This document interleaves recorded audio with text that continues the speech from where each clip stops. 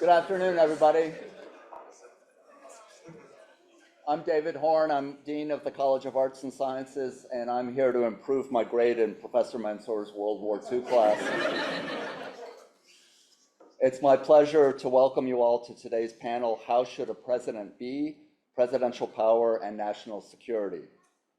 Today's event marks Ohio State's first public programming as part of a multi-year nationwide initiative to commemorate the 250th anniversary, still 2 years away, of the signing of the U.S. Declaration of Independence. In 2016, the U.S. Semi-Quincentennial Commission was established by Congress to plan and orchestrate the journey towards this historic milestone. I was saying before we got started that we just got used to saying sesquicentennial in the state of Ohio. Now we have to say semi-quincentennial.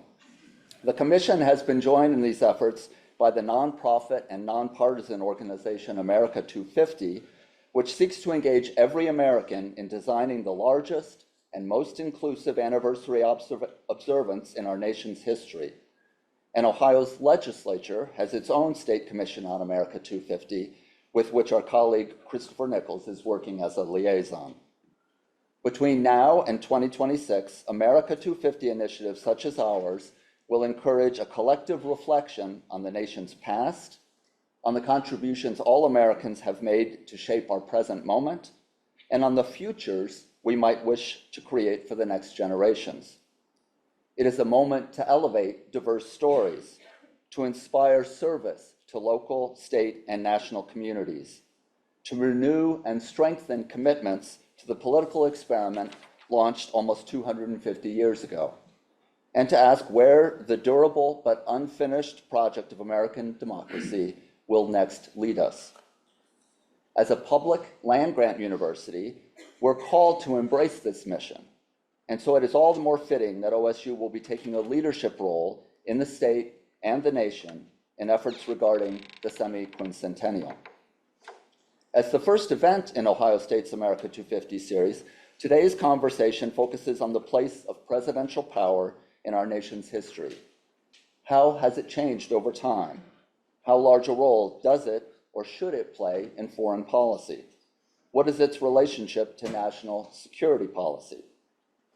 In many ways, the American presidency offers a lens for understanding not only our nation's political evolution over the last 250 years, but also shifting interpretations of rights and citizenship and our changing relationship to the rest of the world.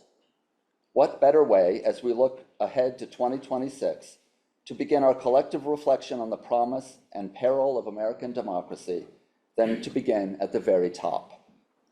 It is now my pleasure to introduce New York Times best-selling author, presidential historian, and New America Fellow, Dr. Alexis Coe, and award-winning author and commentator Christopher McKnight Nichols, professor of history at Ohio State and the Woody Hayes Chair in National Security Studies.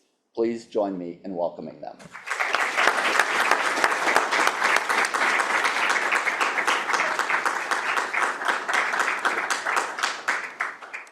Thanks so much, Dean Horn. It means a lot to us to have the college supporting our efforts and the university as a whole. This is a joint project today of the History Department, the Merchant Center for International Security Studies, where history is leading the way here, as it should, in commemorating the 250th. So this is our first very early event to try to seed the terrain, to grow our conversations about the meaning of the nation's past, where we stand in the present, and perhaps how we could chart a better path to the future.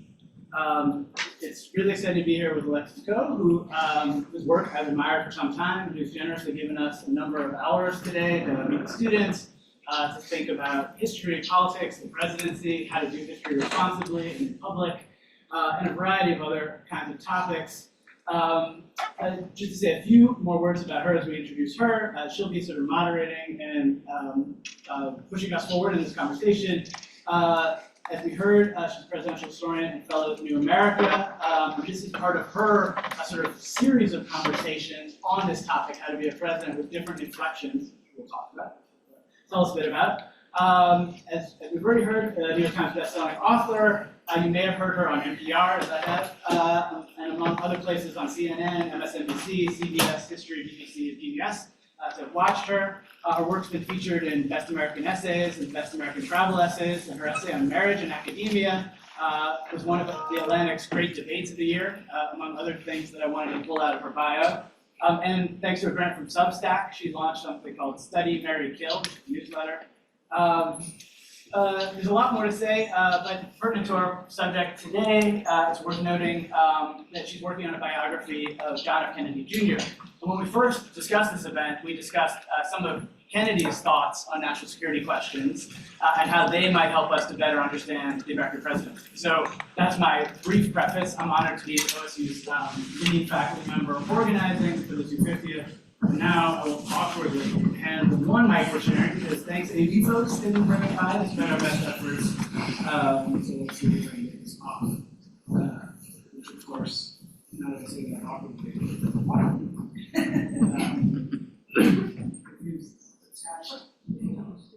Yeah. It went deep in mud.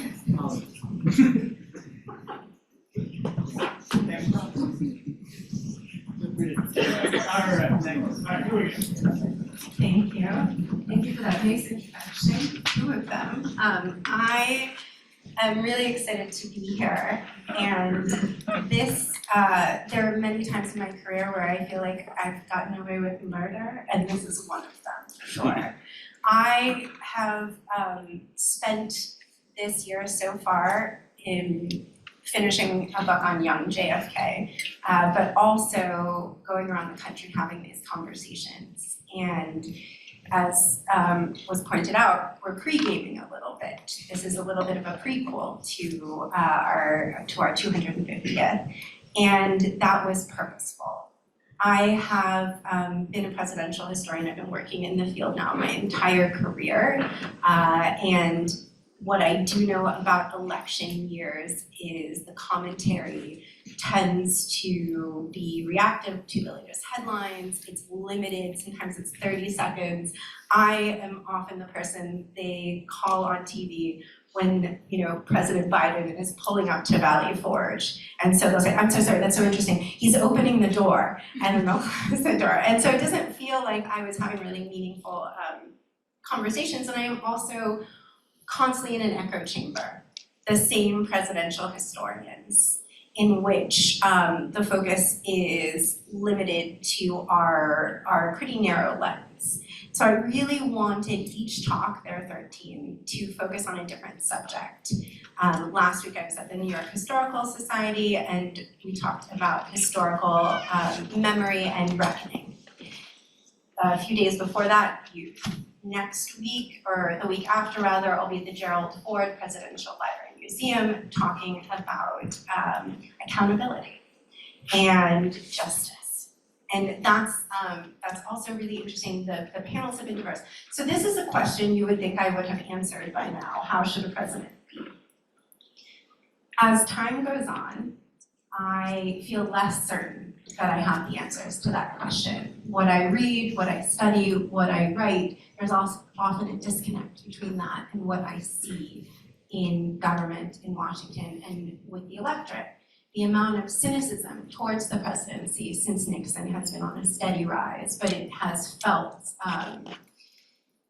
more intense than ever. And of course, as we all know, this is a pivotal year. No matter what, however, the subject of each talk has been, I'm grounded by three themes. And I hold them all at once, which is pride in the founding, a reckoning for the ways we've fallen short, and an aspiration towards a better future. With that being said, we're going to get started. The focus of today is presidential power, national security. I'm going to be asking questions, but also talking about, because I also cannot help myself, I'll be littering in presidential history into these conversations. But I'm very much interested in learning today. So the origin of national security, it's fairly recent. So much about what we consider to be a normal, we were talking about this word normal before. So many things that we consider to be the standard are fairly recent. You can almost always point to the 1950s or towards World War II. But it has always existed as a concept. Washington was immediately faced with national security crises because, of course, the American Revolution launched an age of revolutions, and they were far bloodier, meaning that we were impacted in ways where our merchant vessels, for example, were hijacked, or let's say certain ambassadors come from France and try to spread misinformation that the president finds threatening. So this is all, there was an insurrection, almost, the Whiskey Rebellion. Turns out it really wasn't happening when it got there, very different than ours. But it's been interesting to me to see national security sort of when it has a name, when it gets a name, to see it talked about in terms of presidential legacy. Because a president goes in with an agenda, there is this promise, and then there's, of course, what's possible. National security can completely derail a presidency and dominate his, thus far, days. And so the question I have is this something that you can manage? Do we have to sort of rethink how the presidency is structured, the imperial presidency? Thanks. One other point, we want this to be a conversation in about 30 or 45 minutes, so please be thinking about questions or comments that you all have. So it's a good question. Like any historian, I will take it far back. Sort of when did national security start as a preoccupation in American foreign policy and politics, and how did we get here? There could be a class in this, there are books and articles. I gave an inaugural talk dealing with some of this. The key question about national security as a phrase in American foreign policy is about how it's defined. So often, if you think about the contemporary moment where social media apps, trade policies, and everything in between are part of a sort of totalized sense of national security. Steel, in the Trump administration, there was an effort to make Canadian steel a national security issue. Recently, of course, TikTok's ownership has become a national security issue. You can go through, a while ago, Grindr was owned by a Chinese firm, may still be, I don't know, that was a national security issue. You could go on and on, from dating apps to steel, but even economic and trade policy wasn't always thought of this way. So if you want to historicize it, the term's use, one historian, a colleague and friend of mine in Preston, counted only 4 uses of the term between 1919 and 1931 by presidents. Before that, it's entirely episodic. National security really didn't have any of the contemporary significance and content that we tend to think of. So if you think about the 19th century, the way I've written about it and conceptualized it, we could talk a little bit about Washington's farewell address and what that kind of legacy and foreign policy tradition intended. That is the kind of no entangling alliances vision, which is also mixed up with Thomas Jefferson and his 1801 first inaugural. But sort of 1796 to 1801, you get this primordial mix of ideas. National security isn't in there. And the question of how the presidential power would be conveyed and construed was up in the air. So it's this famous Section 2, which we've heard a lot about in the last presidency, for instance, and is still in litigation and court cases. The question of, what can the president do remains an open one, but over time, as you noted, it's become this sort of imperial presidency, this vision of presidents accruing more and more power. Where does that come from? It comes from things like the commander-in-chief policy. It's assumed from the commander-in-chief policy that the US president can send forces abroad, but of course Congress has to declare war. So you can see that there's tension there, and there's often been a battle. Similarly, trade agreements were originally thought of as something that Congress would make. Though presidents have power to make economic agreements. Through constitutional law in the 1970s, but starting in the 50s, presidential agreements for trade become binding. They become essentially treaties. So you almost no longer see the foreign policy powers of Congress like they once were sort of intended when set up and how they functioned in the 19th century. What does that mean practically? Executive orders ruled the day. Executive orders in the 19th century were quite minimal. Teddy Roosevelt pretty much pushes it forward. You get binding constitutional law that then says that executive orders in foreign policy have binding power. What does that mean? It means that presidents can make deals with other foreign leaders that then put forward the US's pledges of security, of other kinds of commitments. So think Paris Accord, climate. One president can make that deal, another president can overturn it because it doesn't go through the legislative branch, right? But that wasn't necessarily how this was all originally conceived in the constitutional mix. But that's important to think about. So as you accrue more over time, views about national security as totalizing, as broad, as fitting everything from social media apps to different kinds of trade policy, you wind up with the current moment where virtually any crisis can be responded to by a president with a rhetoric of national security, right? So whether it's domestic or foreign, if national security is at stake, a president has a kind of power to take action, emergency powers, that otherwise weren't necessarily there. And we hear this quite often. Another way of thinking about this that I think is worth just putting out there at first. So the term is basically coined in the World War II era, as you said. World War II class, thank you all for being here. Earl Mead, not as tough to say as semi-quincentennial, but nevertheless, a Princeton scholar, basically coined the term and put it through policy circles. Lots of policy planners came through his Princeton institutes in the late 30s and early 40s, and he pushed that into the public conversations. And the thing that I often point to when I give talks about this that gets you to the presidency is FDR, in May 1940, issues, you can listen to it online, the Miller Center has a great tape of it, is the first president to merge domestic and foreign commitments in national security terms. He blended the Depression and the US's response to that to a four freedoms agenda to shift US foreign policy abroad. Why the US, before it had committed to the war, right? Before Pearl Harbor, why the US should be taking a proactive national security approach, because what happened abroad would have ramifications at home. And you see that late in the speech and early on, he first references national security and says, basically, a blending of socioeconomic interests is the essential way of understanding American national security. So since about 1940, that's been how American presidents have thought about it, and that's how it's been articulated to the American public. After that, you see, if you take Google engrams and other ways of looking at the term, you find national security as increasingly ubiquitous in the Cold War state. And there's one other thing to mention as we think about the presidency, power, and national security. There's kind of an imaginative quality to national security, and certainly in the way you were describing it to set this up.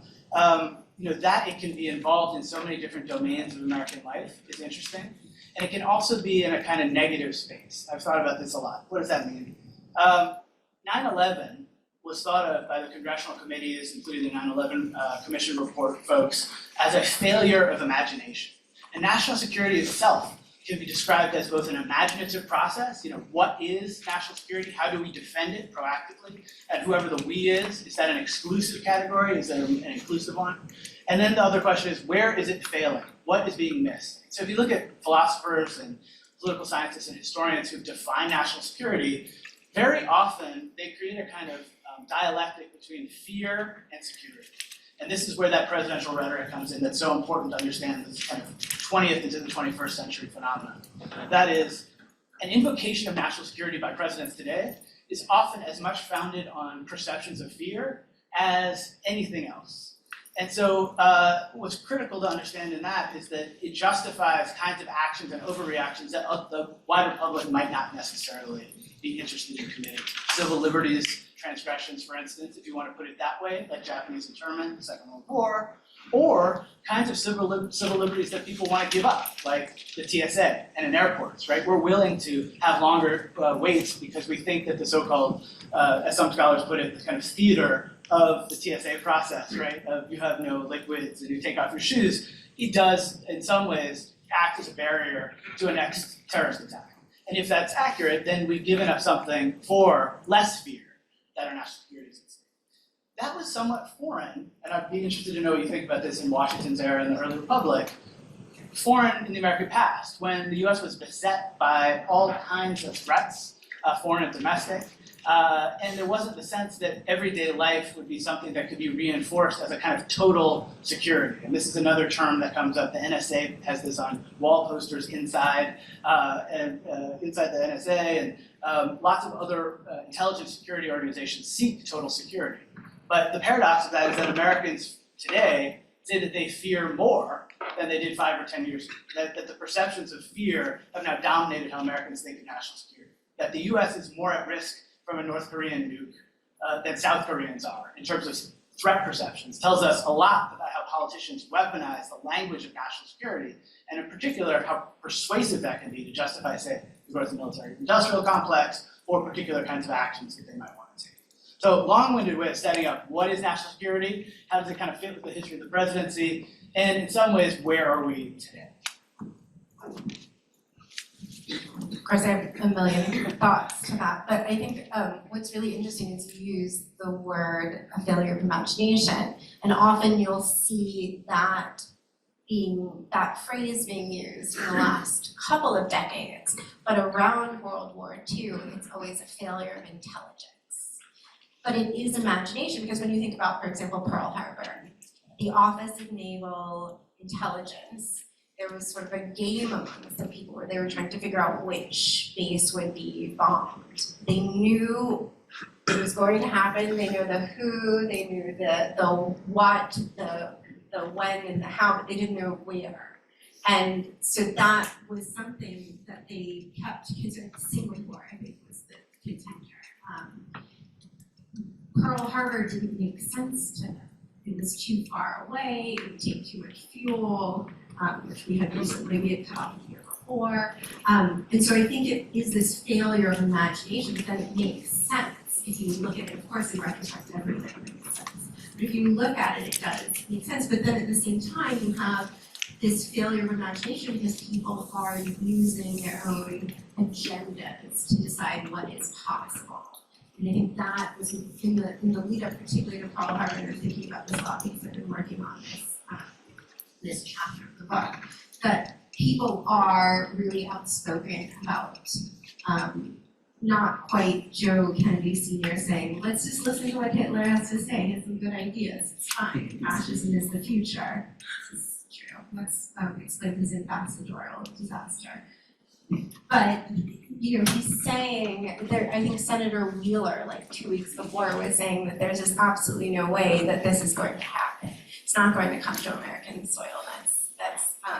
That is paranoia. And he's saying this at Sissy Patterson's house, which was a publisher of a very conservative, isolationist newspaper. And so I think it is this idea of, this balance of fear, imagination, preparation, and it's difficult, but it is very much grounded in democratic ideas. I want to talk about prerequisites or experience.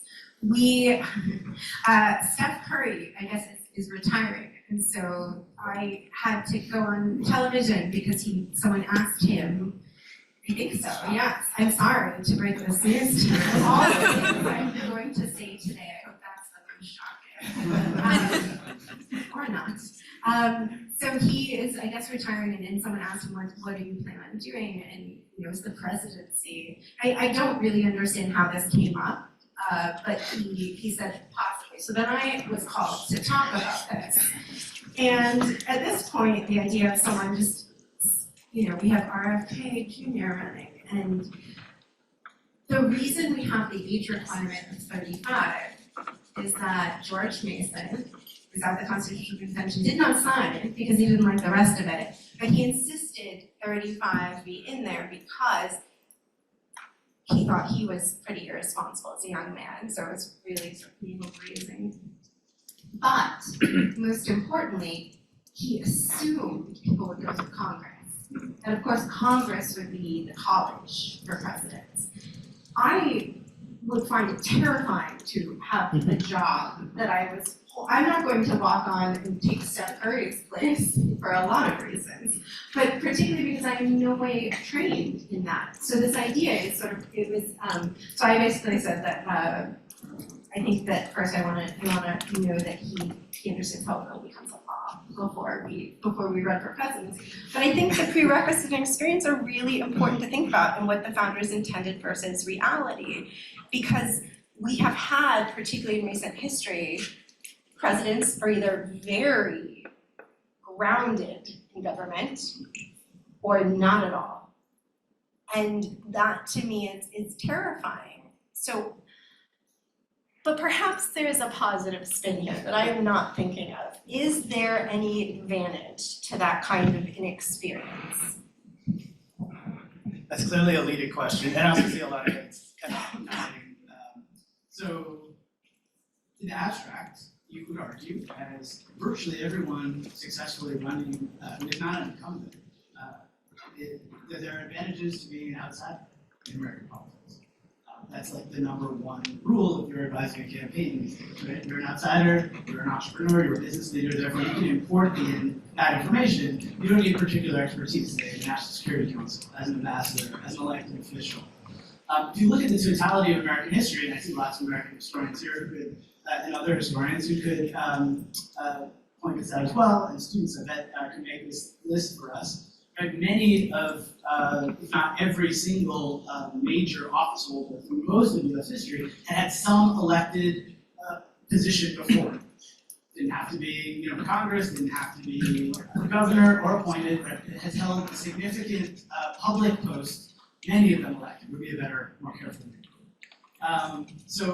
But I think, especially our focus on national security and foreign policy, an interesting thing in the through line in any presidential history class is that virtually all presidents, except if they're elected into a crisis, want to be a domestic policy president. I mean, the historical record abounds with declaring this and then within short order winding up dealing with foreign policy crises. So you could predict, and you could say, one of the prerequisites for the presidency should actually be a robust knowledge of foreign policy. And even more so, you might say, in an interdependent world like we have today, this is moved from historical record to the present, you would want some cross-cultural competency, you might want language skills, right? So you could imagine someone who, knew other languages, like lived other places, these might be good qualities. And in fact, lots of the founding generation had traveled abroad, did know other languages, right? Knew many languages, in fact. Jefferson famously knew a billion and had his Jefferson tool so you could translate across, you can Greek to Latin and back. The spinning thing that's in Monticello, which is really awesome if you haven't seen it, side note. I aspire to having a book holder that has all those different books and all those different languages. But more seriously, I think one thing that's interesting about the development of ideas about foreign policy and American politics and this question of prior knowledge is two things. One, most elected officials in the U.S., and most appointed, have been very elite. And in foreign policy, there may be no more elite domain. And that comes with a kind of groupthink set of problems that virtually everyone who studies international relations has been concerned with. There's kind of a received wisdom, and it's a pretty narrow band of what U.S. international leadership should look like in the 20th century, mid to late 20th century to the present. It's usually looked like something that the Beltway endorses, whether it's more conservative think tanks or more left-leaning think tanks. And you could argue definitely that outsiders changing that matrix of options is a good thing. There should simply be more menu items for the U.S. to think about in foreign policy terms. So that might mean thinking outside of universities, or maybe all having PhDs in the same 4 or 5 fields for so many of these folks, or master's degrees. So that's one way of thinking of some of the benefits there. The other thing that I've thought increasingly about, though, is a public way of understanding elected officials and presidents. This is in your domain, not mine, but it strikes me that the American population is now more persuaded that it's better to have officials governing them who don't know about American politics. I think that's deeply problematic, but I want to interrogate why, right? And part of that, if you take it at face value, is because as you noted, since the Nixon era, since Watergate, Americans have very little faith in American politics. And so they see people who are in government as part of the problem, not part of the solution. Paraphrasing everything from Reagan to Clinton. And therefore, there's a view that presidents, appointed officials, and others perhaps don't need or shouldn't have that kind of groupthink experience in flawed American democracy. For foreign policy, that's really a problem, because I think that kind of experience, we've seen this with, for instance, Rex Tillerson, who was Secretary of State. Someone who was CEO of Exxon, arguably one of the best appointments in the Trump administration, theoretically should have had the kind of cross-cultural competence and moral knowledge that you would want out of that kind of office, regardless of a political premature. And he kind of missed a lot of marks that he otherwise might have, and many scholars would agree on this, because of the leadership from the president down. So if you're executing the president's vision, it may not matter that much what those competencies are, and perhaps still the private sector is the problem. So that's an array of ways of thinking about this. How do you think about the way the American population considers those prerequisites, and especially why they're so dissatisfied with actually having experience, like, for instance, in how a bill becomes a law, or even worse, there's certainly polls that suggest Americans disdain that knowledge. They're not particularly interested in knowing how many Supreme Court justices there are, or that there haven't always been the same number of Supreme Court justices. We historians are fixated on this and trying to define it. It's interesting. Arthur Schlesinger Jr. said that historians are prisoners of their experience. And I think about that a lot when I'm working in a field that tends to have a very narrow view of things. What am I not considering? Because I feel like the more I learn, the more I understand I don't know. There's so much to know. I think the only time it would be okay to have a fairly inexperienced president would be someone who was a very good manager.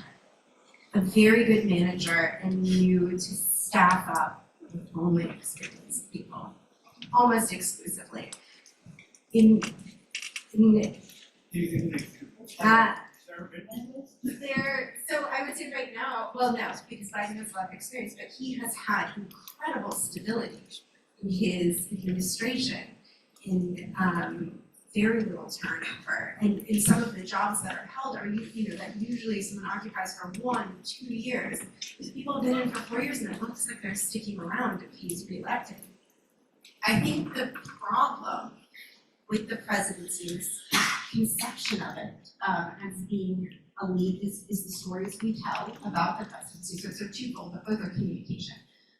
When we talk about Washington, for example, what boggled my mind about every single Washington biography, and I later realized this, I did not realize this until I was a couple years into writing the book. I knew there was that I exist in homosexual worlds. I understand that I am one of the few women.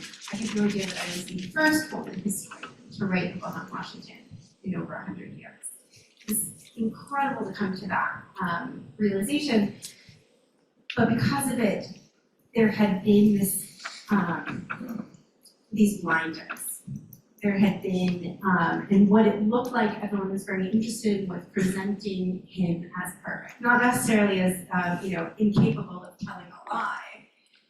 He was very good at lying. He was a wonderful spy master, but as someone who was very much raised by a half-brother because his father died, his half-brother had married well, he had been educated at the finest schools in London and Applebee's, all these things that Washington had wanted that made him feel really deficient. So there was all this work being done to sort of inflate Washington, whereas I don't think Washington needs inflating. We're all pretty clear on his strengths and his weaknesses. But what I thought was interesting with that story in particular with that half-brother is that Washington was raised by a single mother. And it's an incredible story in which a woman who cannot appear in court keeps insisting she can. And she does that in order to protect her children. She's the second wife in the second marriage. Her children are already not getting much. Washington had to drop out of school when he was 14 because there wasn't enough money. They could barely feed their horses and enslaved people. So it was not a comfortable existence. But that's actually not the most interesting part of his story. It's that he is a grandson of an indentured servant. That is an incredible American story, and I wish that we talked about those kinds of stories more. Instead, we present the presidents as being kind of perfect, as always coming from elite backgrounds, and that, obviously there was some privilege there, but it was not quite the story that we're given. So I think it's this idea that everyone went to Harvard. I've been told that Washington went to a great college like the rest of the country. That's just not true. And then I think the other failure of communication is a failure of the president to communicate well with the public, and that is completely true of the current administration. Biden very rarely talks about his successes. In some ways, FDR, we've already talked about that, that we talked together about the fireside chats, and I think that what was, and you mentioned when Roosevelt discussed sort of in 1940, we broke down what we meant to have a shift in policy. He was so good at communicating directly with the public in their homes, and he would start out. We hear the fireside chats and we think, oh, these were weekly chats, and they were very long. There were what, like 6 a year? There weren't that many, and they started out in an incredibly organized fashion, which would say, hello, my friends, I think. And we are going to talk about this today, and this is why it's important. And you have to number things if you want to get something through to your audience. He's an excellent communicator. And I think that made people feel like they could connect. Whereas when you have someone like John Kerry at a presidential debate saying something like "I hear" and thinking that that will mean something to the American public because it harkens back to another time.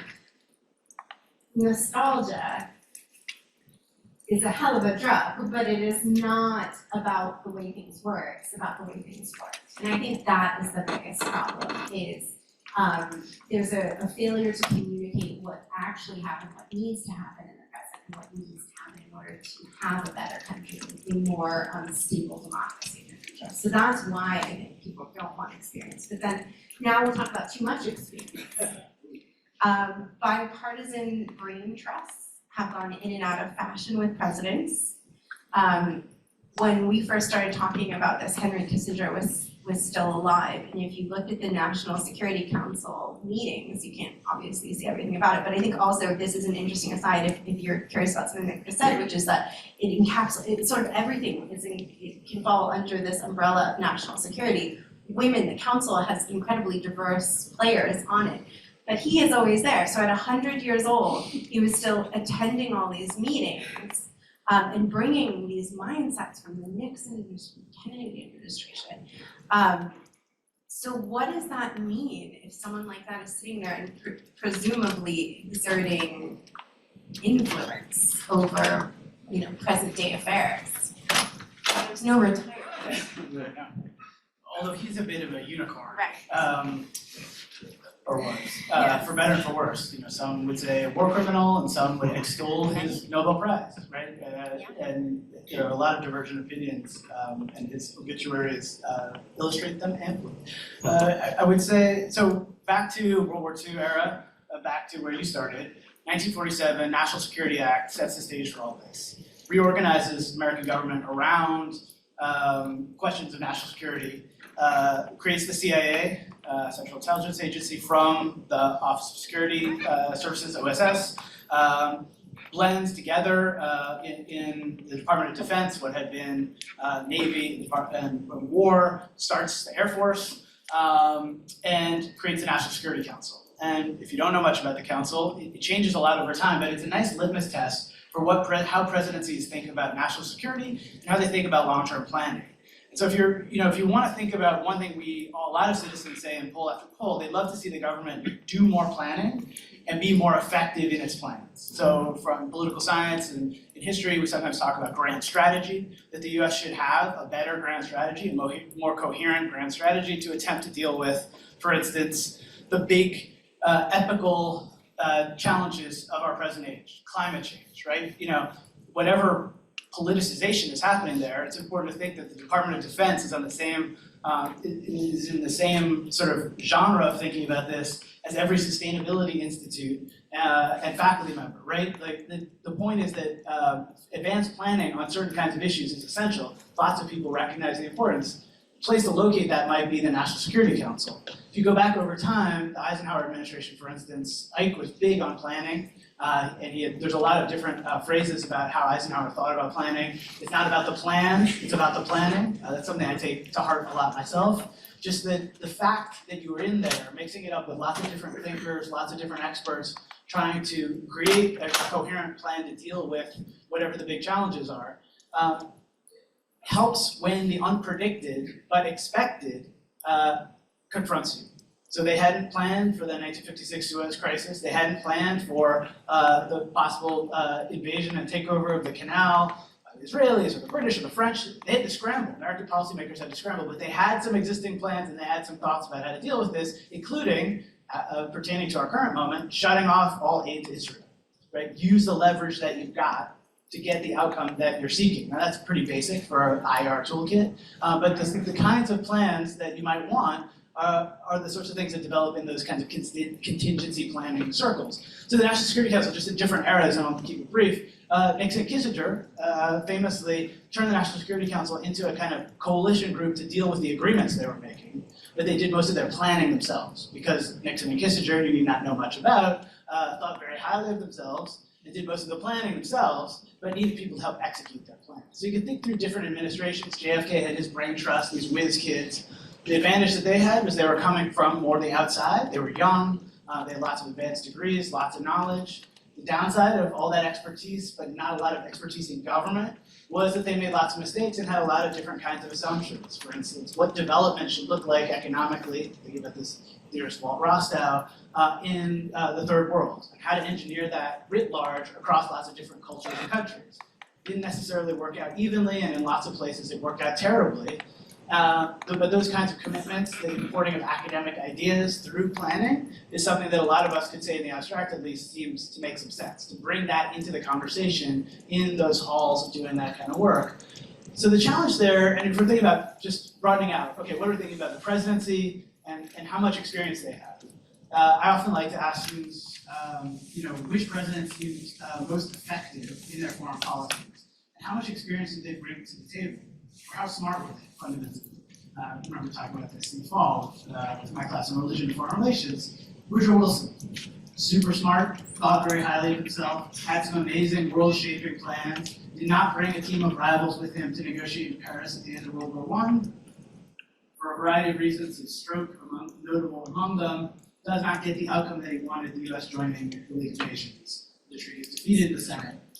And that as one small data point in thinking about a very well-versed, very smart, very capable president, his own sort of hubris in how he surrounded himself with planners and how he thought about what the outcomes ought to be hamstrung him in making compromises. So if you look at the votes in the Senate, if you all know that, or if you want to look back, he had the votes if he let the Democrats vote for a compromised league. The U.S. would have joined the league if he let other Democrats vote for a league with lots of reservations, as the Republicans in that moment wanted. But he said it's this league or no league. He did not compromise. He liked the league as it was, and he wanted to move forward with that. That's the kind of thing you can see in other moments with different sorts of presidents, but it depends on the context. And this is again, that's something we all know, but the modern presidency is often thought of as somewhere pivoting from William McKinley to Teddy Roosevelt, circa 1900, the bully pulpit. But a lot of Teddy Roosevelt's actions came through Congress. And so the things that you ascribe to the president doing through the bully pulpit are often a product of the legislative process and domestic politics, coalition building, being sophisticated in bringing together a coalition, politics is the art of compromise, that sort of thing, which is another way of thinking about what expertise presidents bring to bear. Someone like Lyndon Johnson, with all his experience, master of the Senate, this kind of thing, Kara's great series of books, is useful in helping us understand. But at the same time, you can think of other presidents with lots of legislative experience who didn't necessarily compromise, who sought different moves, right? So there's no clear one answer on the experience thing, but I would say the sort of hubristic thinking you're the smartest, usually man in the room, is often a recipe for disaster for any president. And one thing to say about our current president, one thing that seems interesting about how he seems to operate in these sorts of meetings is that he listens and asks a lot of questions. We were talking earlier about Jimmy Carter. He was also known for asking questions and listening. And it's sort of a lost art for presidents, maybe stepping back from the bully pulpit and sitting down and actually talking to constituents, which is another way of thinking about why it's good to perform retail politics, to go around and meeting people, talking to regular people, listening to their problems, and not kind of just pontificating from the soapbox. And I think that authenticity too is really important because we see campaigns have become so long and feel really disingenuous, I think, to the American public because all of a sudden you have presidents showing up and going to county fairs, to the brewery. But it used to be unseemly to campaign, and people would think that's what local people were for. You had these emissaries who would go out for you who knew people who the locals were familiar with, and they would have conversations, and that seemed more trustworthy. But perhaps it's sort of the downside of travel and of our expectations that should have been somewhat adjusted during COVID, that a president should show up and be everywhere. But I think that it's more interesting and illuminating and probably better overall for the electorate if the conversations happen and are actually based on what's going on in people's lives. And that's where you get things like student debt relief and things that actually matter to people. I think that a part of the cynicism is that I want to talk about long-term plans because we sort of touched on it. I'm going to jump forward because I know we're already running out of time. I think national security, which is interesting, so a president will have sort of a dip in approval ratings if they don't show up right away to something that has happened, like Hurricane Katrina. If they do show up, things steady, sometimes improve, but things are basically just steady. And I think what's been really difficult for the electors when they see things continually happen and the president says there's nothing I can do about it, even if that's true. And there is this misunderstanding of the power of the presidency versus Congress. But this, I think, has been pointed around school shootings and gun violence. And for a long time, President Biden said that there is nothing I can do, just like every other president, he'd maybe show up. But there was, it just feels like hopes and prayers sort of situation. In the fall, Biden created an entirely new office, the Office of Gun Violence Prevention and Control. And this is huge because, as well as a side note, the NRA had no counterpart until the early aughts when Bloomberg created Everytown, and that became a body that could actually somewhat fight back, but not really. So then we have this office, but he doesn't communicate about it. Whenever I mention it, people are pretty surprised. And it's new, but you would think in an election you're going to be out there talking about it quite a bit. So this is something that I think is important too, because it makes, without knowledge of that and without knowledge that things will actually be different, it makes the president either seem apathetic or powerless against something. So long-term planning, you've mentioned it, we've talked about it a little, but what does that actually look like? Is that something that happens on the campaign trail? Is that something that happens during the transition? Is that happening in real time? How are people dividing their efforts between, you have a national security, you have all the same people, the deputy national security advisor, you have Jake Sullivan, we see them on TV dealing with it. Who's then planning for the other things that aren't happening in this moment? Who's taking care of everything and how do you manage that? Well, if I really knew that, I'd be running for president right now or some other office. But I think there's some historical dimensions to dive into. So and when we were planning for this and thinking about it, one thing I've been thinking a lot about lately is why gun violence in the US, particularly school shootings and mass shootings, aren't considered a national security issue, right? So virtually everybody, let's do the classic audience thing. Who in here ever did school shooting drills, right? Anybody under a certain age, or depending if you've been trained in college classrooms in the last few years, we do these things.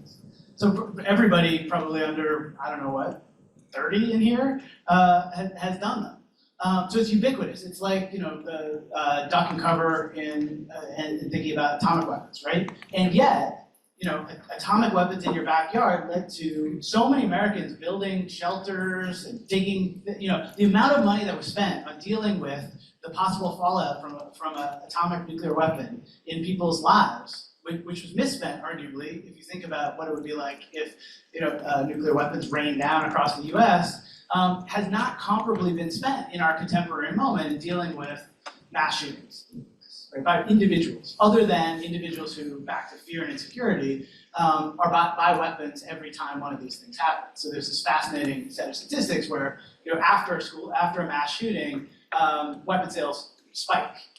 And the more weapons you have, it's a higher predictor of buying more weapons in that moment, which, at some point is really a fascinating sociological data point or social psychological data point, but on another moment is simply how we live. What other kinds of public policy choices are there? What's not been communicated to the Biden administration is one element, but I think to other eras to give us some ways of thinking of it. So after 9/11, the biggest a reorganization of the federal government happened in many of our lifetimes in here, which was the organization of the Department of Homeland Defense. Huge. For those slightly older, the biggest one before that was under Nixon, the Environmental Protection Agency. And then before that, it's 1947 and all the stuff I was just saying for national security.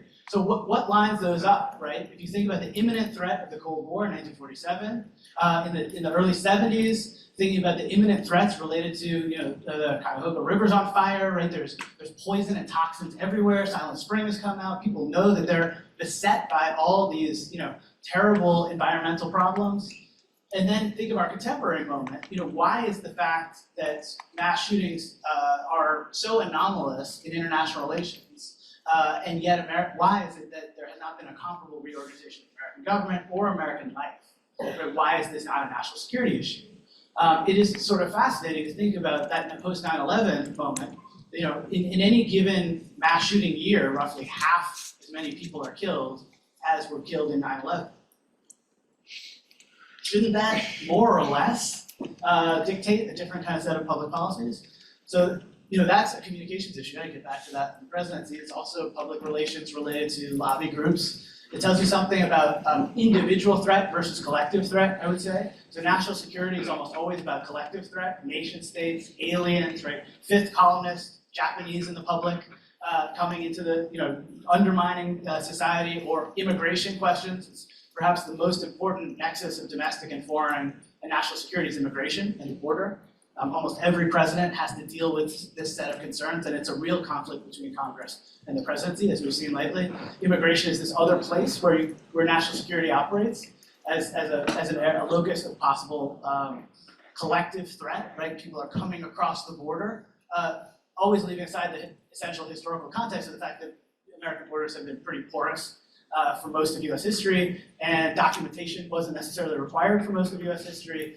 These were not militarized borders. This was not a major concern for most of the US for most of its time. In fact, observers around the world always marveled at America's borders, and how easy they were and simple, and how few threats there were. Historian C. Van Woodward called the 19th century to the early 20th century an era of free security, because there were no threats around the US, and the borders were unimportant to Americans.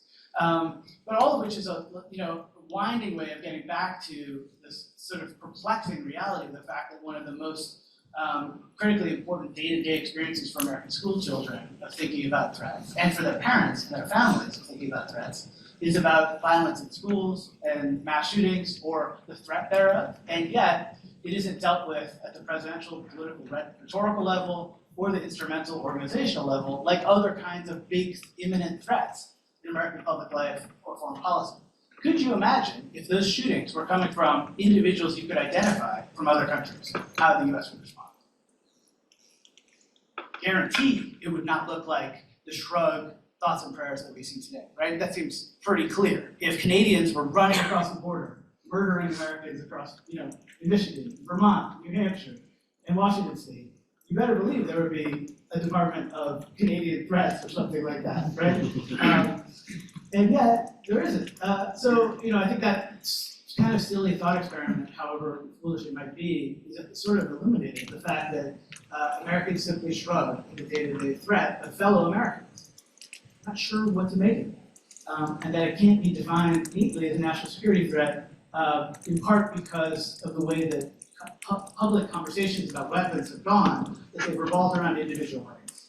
And that individual rights to own and have weapons have trumped collective rights to be free of the possible incursions against their life and liberty.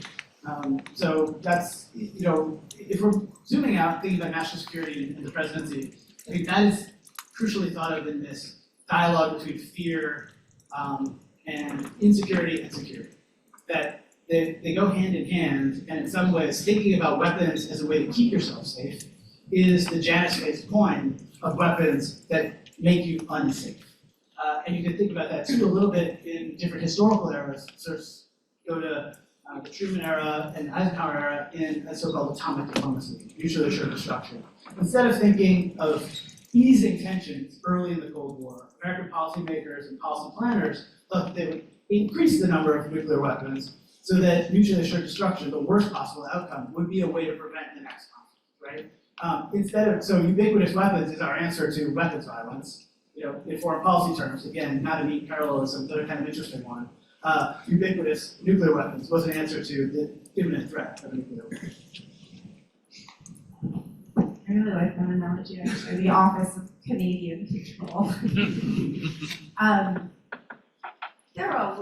think this is not a unique experience, but when I was watching January 6th as it was unfolding, there was a lot going on. I was thinking about, of course, how certain traditions are viewed as merely symbolic and devoid of meaning. But Washington's relationship with power was what made him a unifying figure, even when I call the rest of the founders his frenemies, because he had to sort of, he had to negotiate with them, but he did not, and actually ended up dying, being estranged from most of them. But what I think about is, yes, peaceful transition of power, but I kept thinking, and this winter, so I thought in America, in like a lion out like a lamb, because you were looking at this, talk about porous security, you would imagine something this was something that the Confederacy dreamed of and could not accomplish. So how does that kind of domestic dysfunction make us vulnerable on a global scale? So how do national security issues, we're saying that school shootings aren't, but just like January 6th, change America's safety and standing, not only at home, but in the world, and what's that interplay like? It's a big question. Well, I'm curious to know what you all think, so we'll throw that at you all in a minute. But so one data point that if people have been following lately, the war in Ukraine and the Western commitments to Ukraine, NATO is likely to move the group that coordinates aid to Ukraine from the US to another NATO power, NATO collective coalition. Why are they doing that? Because they fear who the next US president will be and the way that the US Congress has politicized the issue of aid to Ukraine. Whatever you think about it, even if you're against aid to Ukraine, what that suggests is that the US's closest allies in one of the most longstanding and successful collective security organizations in arguably world history, US history, Western history, is threatened by the fact that the US no longer appears to live up to its pledges.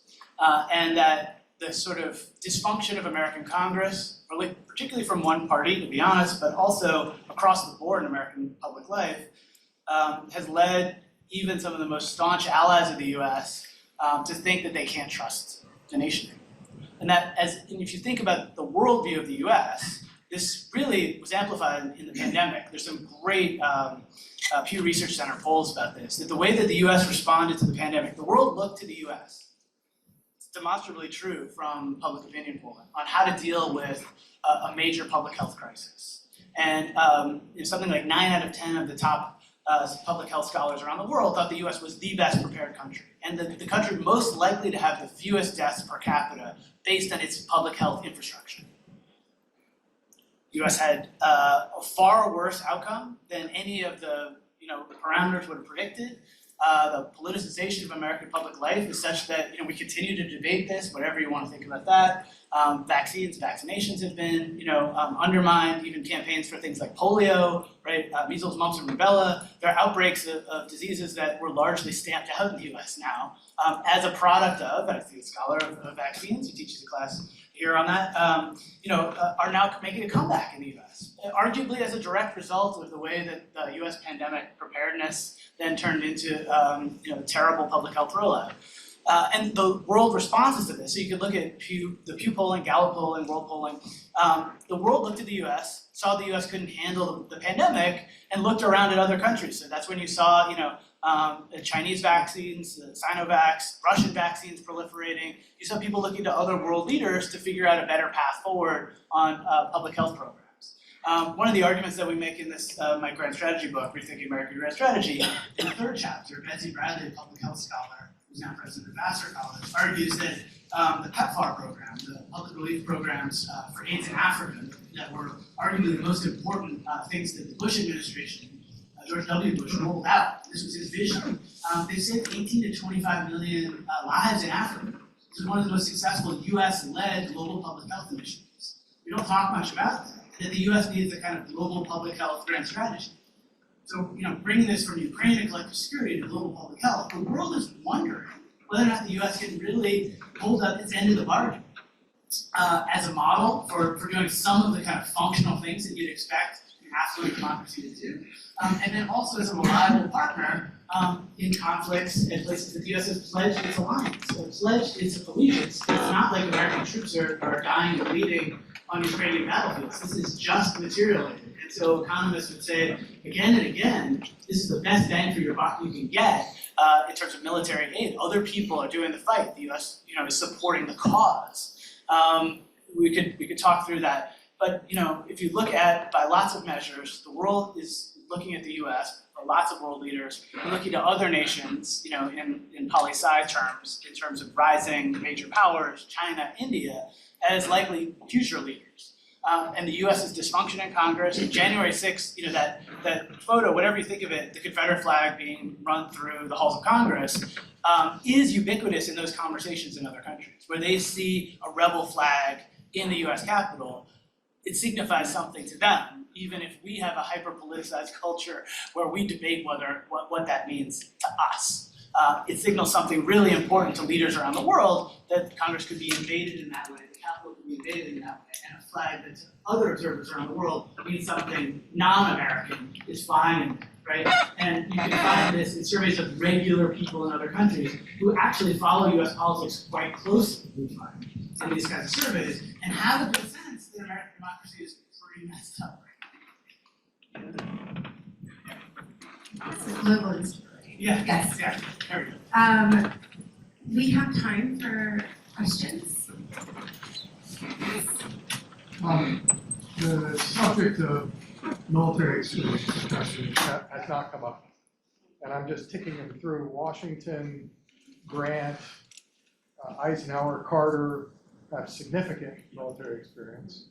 Others like Truman have some, Teddy Roosevelt. How would you assess the value of military experience to a president? Even Lincoln had, some service in the militia. So we're talking about the importance of military experience for a president, which I think is very important. I'd also add Kennedy to that list. It was brief, but he was, he worked in the Office of Naval Intelligence right before Pearl Harbor, and he served, George W. Bush was in the Yes, Navy in George World W. War Bush. II. HW. He said that he thought about the people the men he fought with every day of his life, and I believe him. His letters about his experience in war, they never end. There's some commentary throughout his entire life, whether he's writing to his granddaughters or he's communicating with members of his cabinet. So I think that one doesn't necessarily need to serve in the military to be to understand the relationship and the importance of the military to the presidency and to the country. But I think that it is I think that at the other end of the spectrum there the recklessness that can we're obviously, there's a lot, it's hard not to constantly refer to former President Trump, but he appeared quite reckless with the military, and that seemed to be the impression that so many of them had, and many had worked through various administrations, meaning that they at least in their approach to their everyday job tried to be bipartisan, and could not, again, there was just a lot of turnover. I think at the other end of the spectrum, though, there is the concern that someone who has too much military experience perhaps thinks of that as the default. I think it's an important. I think one of my concerns about an inexperienced president is that they won't necessarily even understand how the military functions. in military culture. And I think that is essential to national security. I love this question. It's a great question. So your list, the list is a good one. It's an interesting one because it suggests both kind of presidents who would be highly ranked as great presidents and leaders across parties, and ones who would be, we think of as falling short in a variety of ways. Scandals, problems with management, which you would think former generals could do well, but they can't all, and that sort of thing. It brings up 3 or 4 brief thoughts that I have. One is on our contemporary public life, a kind of cult of the military that has risen out of American civil religion, arguably. So the view, Will Herberg and other people would say, starting, he cites JFK's 61 inaugural, but this view that Americans worship the flag, worship the foundational documents, have a kind of catechism, anthem, that don't really think critically about what that means. And so for many Americans, it means saluting and seeing flyovers at football games, but not really thinking about service. The all-volunteer army has activated that. They're not thinking about the sort of real commitments of public service, but rather the superficial ones that you salute and you wear camo, but you don't actually serve, or you know people who serve. Maybe it depends on how you want to think about how that plays out. But so we have the kind of ways in which there's a lot of saluting of veterans. There's a veteran of a game in virtually every game, whether it's minor leagues, whether it's college, this and that. But there isn't a sustained commitment. Let's talk about how terrible it is that there's so many suicides in the vets. Like, let's talk about the real pros and cons of deploying so many troops abroad. Again, it sits on that superficial level where it's very simple to worship the flag and the anthem, but not think critically about all the other things that come with it. And I think we're at the kind of apex of that in American public life, which I worry about a lot, and I worry about because of the kind of creeping partisanship in the military. One of the great advantages of American democracy, I would argue, since its founding, has been that the military has stayed out of, has not participated in insurrections, generally speaking, has not tried to overturn lawful elections or presidencies, and has tried to stay out. And in fact, when I read the historical record, I see it's incredibly hard to figure out the politics of lots of historical actors who served in the military. You have to read a lot of their letters. You have to know a lot of find out what their friends were thinking to figure out who they were voting for and what their politics were. And I find that admirable. Some people wouldn't. Some would say they should out themselves. But I would say I think that's admirable. And I think we're moving closer and closer to an era of a politicization of the U.S. military, which troubles me. Then in terms of experience, I think what's fascinating there is I would call for more public service in general. If I could ask for something out of people who serve. I wouldn't necessarily care what that service was. It could be Peace Corps, VISTA, domestic programs. There's a whole lot of ways to serve in public life. It could be different kinds of volunteerism, certainly public offices. I think the military would be a great part of that. William James, the American philosopher, argued for a kind of new way of thinking about war in circa the turn of the 20th century, and thinking that the U.S.'s move, that citizens could be mobilized. You could bring the bellicosity of war to trying to solve social problems, to conquering nature, he would have put it, but also to making things better. I wonder what it would look like if we had a public service that kind of oriented Americans to that sort of service, whatever that would look like, cleaning up environmental spaces. It could also mean deploying troops in different ways. And anyway, at the end of that, I would say, thinking through your great question, if there were to be a litmus test in American politics, I think coming from a nonpartisan position in the military would be a good one in our contemporary moment. If you were thinking about where would you not want to have folks coming from, the sort of extremes of American politics, like local extreme politics, the primaries that where you're primarying from the deep right or left in some cases, but mostly the right, that's where I would worry about those figures. I think that's why people have hoped to have figures like Colin Powell serve, because they seem more apolitical, non-political, whatever the politics, rather than those who are very political in everything that they do, spinning events, spinning facts, right? That kind of thing. I saw a couple of hands. Yeah, as you were talking, there's just one more thing. It's interesting because I was thinking about how Washington, it was his experience as a general, which of course the stability of Washington as a general for the entire revolution, while the British changed generals every year, contributed to success in a very unlikely way. But the problem was he then wanted, the Constitution very clearly tried to avoid a privy council and didn't really want a cabinet, but the mechanisms that were set up didn't work for Washington because he was used to a council of war, so then he created the cabinet. And he did so in hopes that he could get a bunch of opinions pretty quickly instead of writing to all these heads of departments and getting letters back. It just took too long. The problem was, in his mind, he was still a general, and so he would ask for their opinions, he would let them fight. Jefferson would later describe this as a cockfight, which is an incredible, when I hadn't read that before, and when I read it in a letter, I thought, oh, that makes so much sense, because that's a fight to the death, that's a really bloody battle, that you're trying to kill your opponent. That's not bipartisan. And he had an inability to do sort of the diplomatic work that one needs to do to make the person who was dead on the ground feel better about the situation. He would write Jefferson and Hamilton almost identical letters, a little bit friendlier to Hamilton because he loved him more and they were fundamentally the same. He campaigted Jefferson.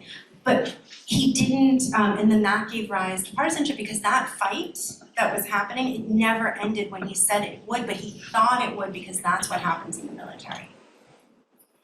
And then it spilled out into the streets.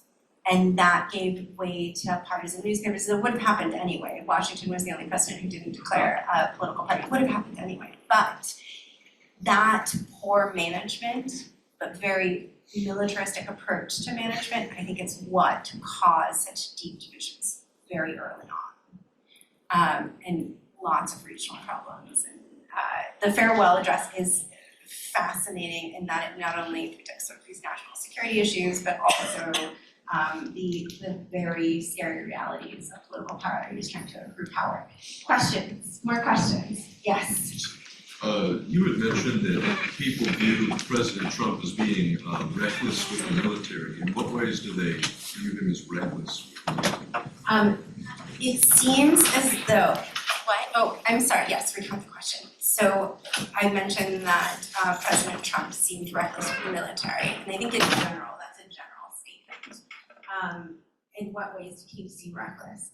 I think there was lots of talk of aggression in ways that diplomacy, again, it seems almost symbolic, it seems like more of a concept, but it has very real and important application in reality, because you need to talk around certain issues and to handle certain things carefully. So when you have someone who is constantly invoking military threats, in America, you have the President of the United States.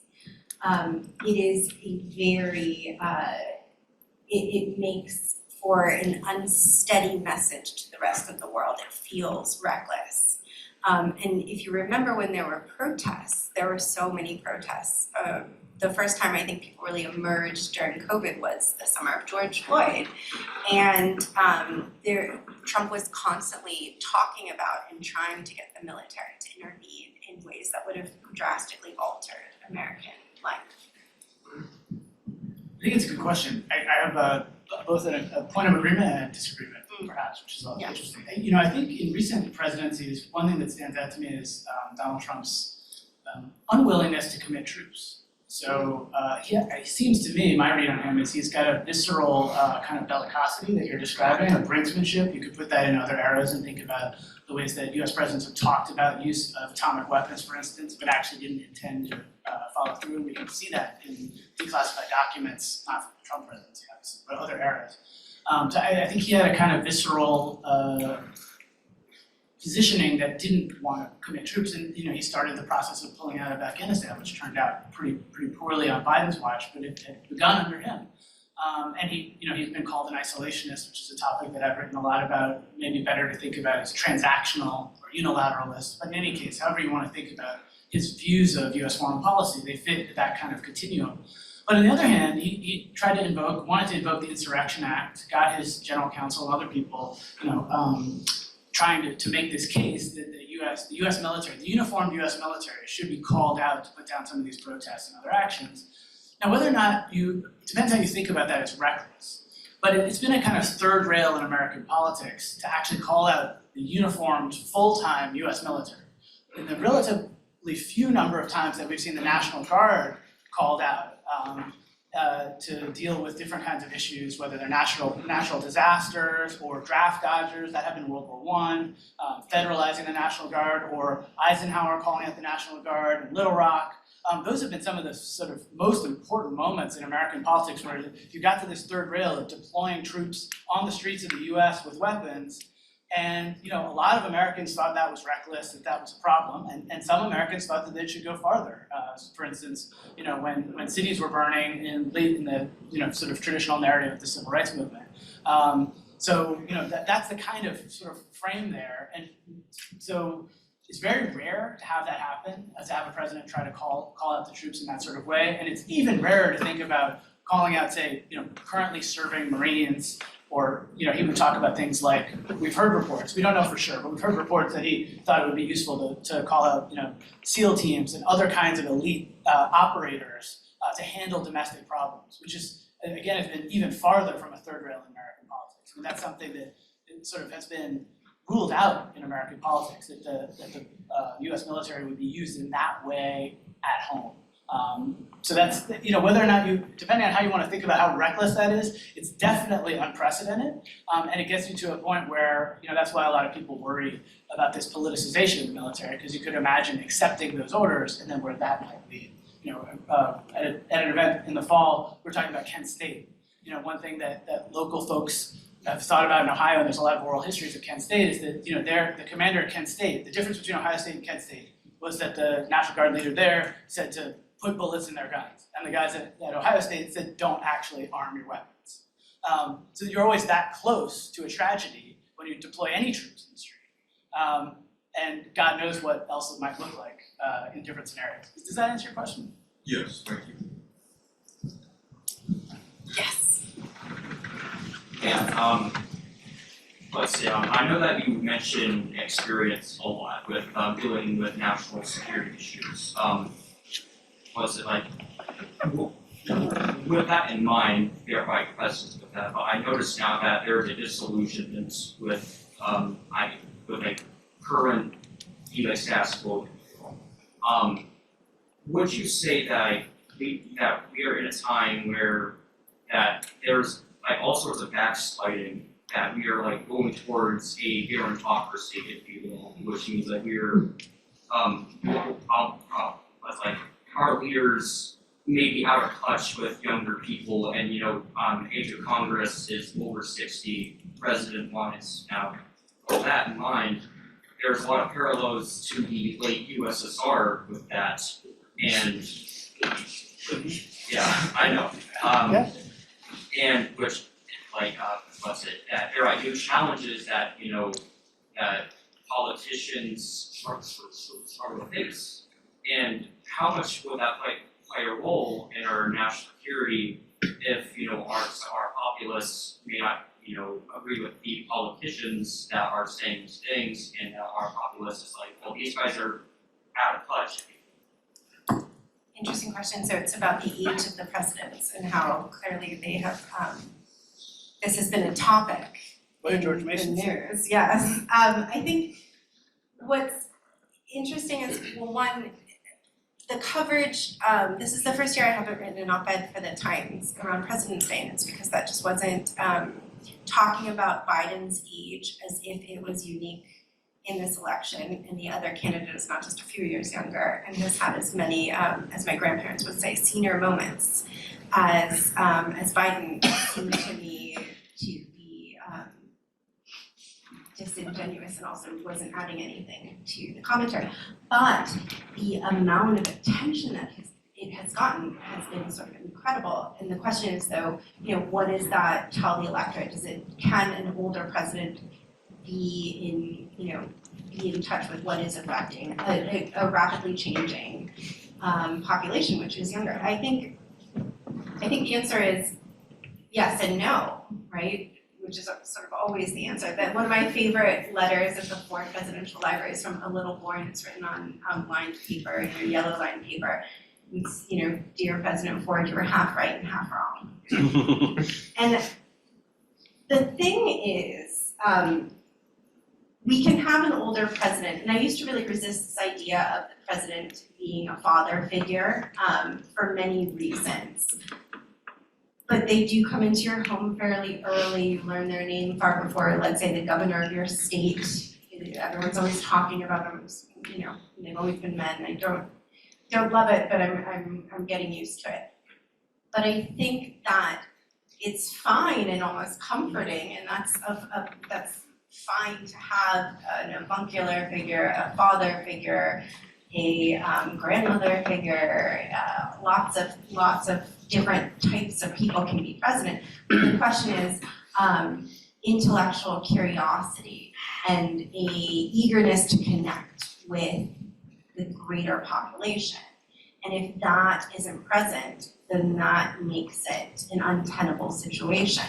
I do think that the country probably would benefit from younger presidents. It's a very difficult job, but also we live in a far more rapidly changing world. And so it does seem as if I grew up in California, we had earthquake drills, but I am of an age where I never had a school shooting drill, and that is significant, and I think about that. I think about what that inexperience, how that clouds my ability to understand certain things. So if you don't have someone who is curious, I think that is far more important than the age of someone, at the age of a president. One thing I often reflect on when I hear this question, and it comes up all the time, it's in all the polling, is that we had two pretty much younger presidents not long ago. George W. Bush and Barack Obama. And we weren't having this conversation. It didn't feel like it was a gerontocracy that long ago. Now obviously aging is getting all of us, it's crept up on Congress. So who's to say we couldn't have, a next train of them, and this conversation would change radically really fast. The Congress though, the Senate is another element here that you're noting. There's the power of the incumbency. If you want to think about problems in American democracy, it's really easy to keep getting reelected.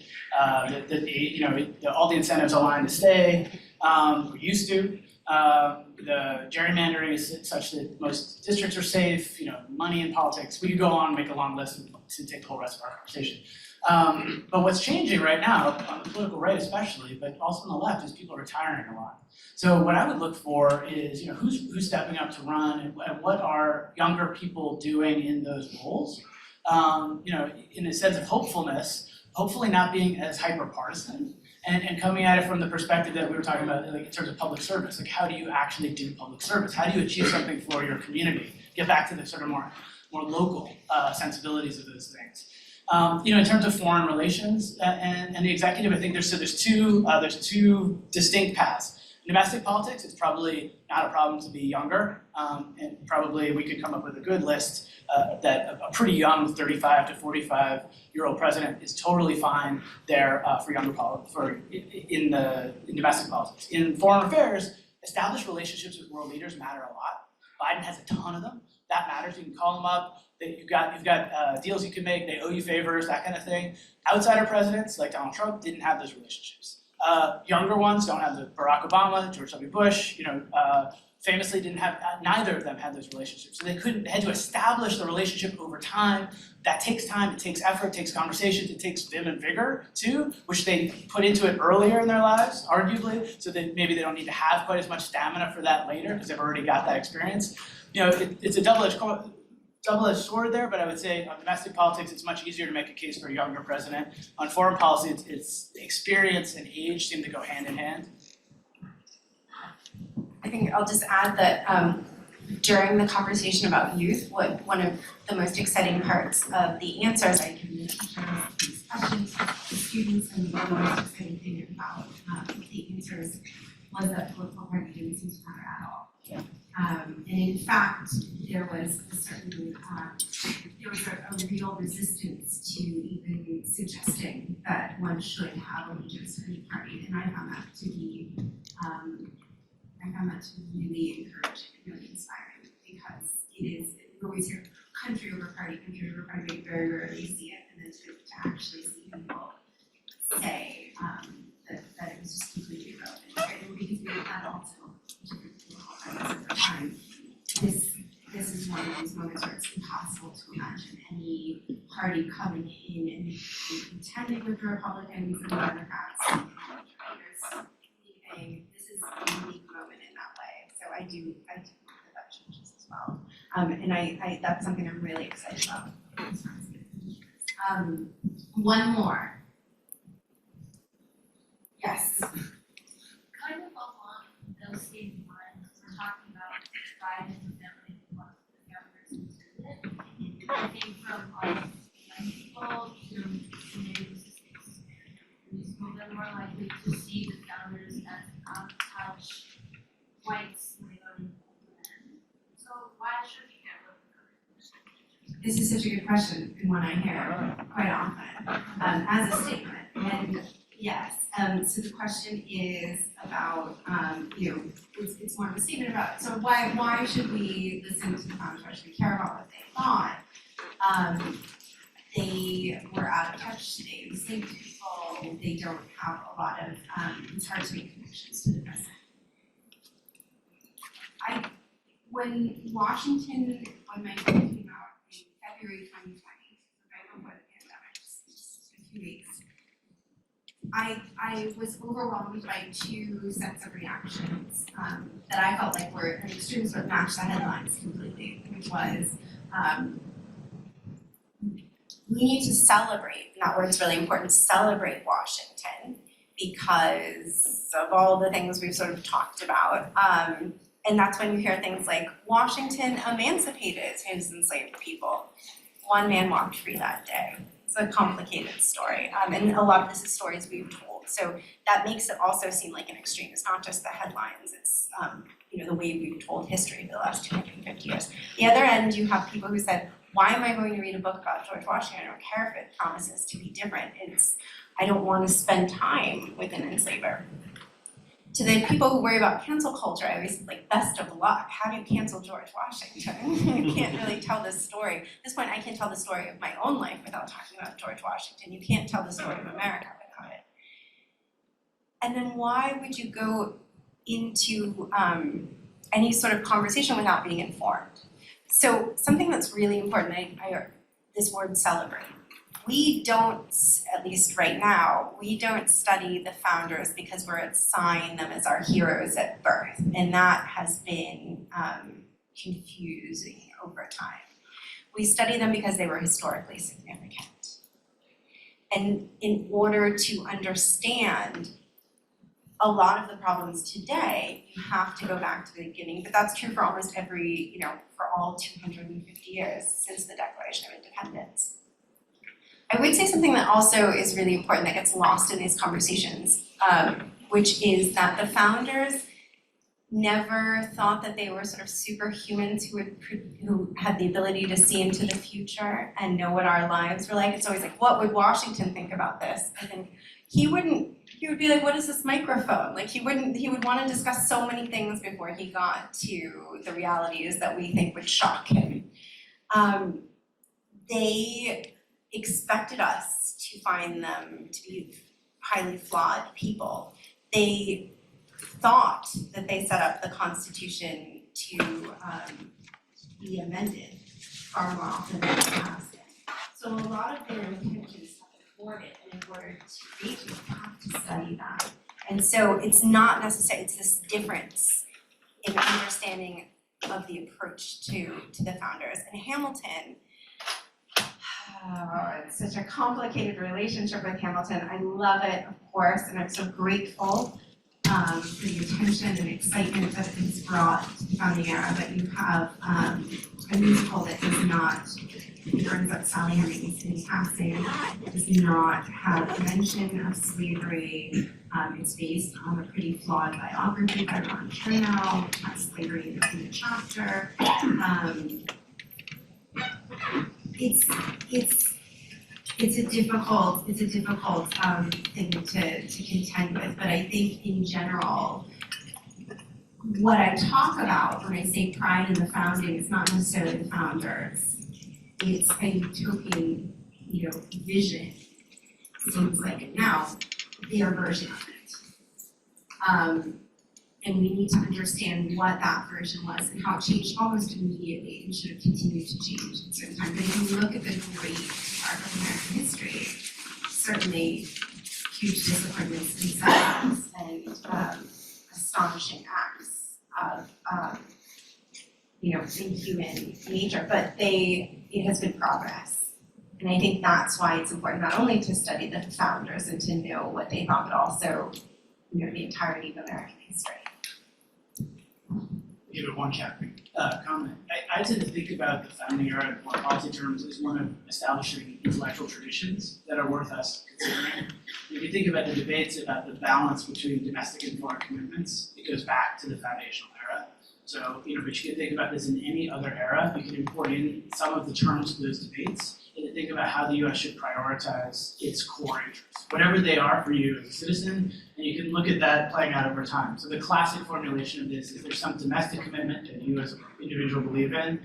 In the Iraq War, for instance, when it was beginning, people talked about there could either be a universal public health or there could be this war with a burn rate of roughly 30 billion a year. There couldn't be both. Right? And you go back through time, American foreign policymakers have invoked Washington to say, you focus at home, right? And you can look at this, I've given some talks, the concept of America first, in fact, if you want to go to that, comes out of the late 19th century, comes out of progressive Republicans who are against immigration. Figure that out, right? Because it comes from these core values and these kinds of traditions. So it's not that, you're celebrating and commemorating in some hagiographic way. Rather, that by looking at those traditions, you can find placeholders for trying to establish what's going on in the present and maybe terms of debate for the future, regardless of what you believe in, or especially what you believe in. And for me, also thinking about this 250th, this is our first event, so just pulling it together, why we should be thinking about founders and all this other history, is to tell the good, the bad, and the ugly.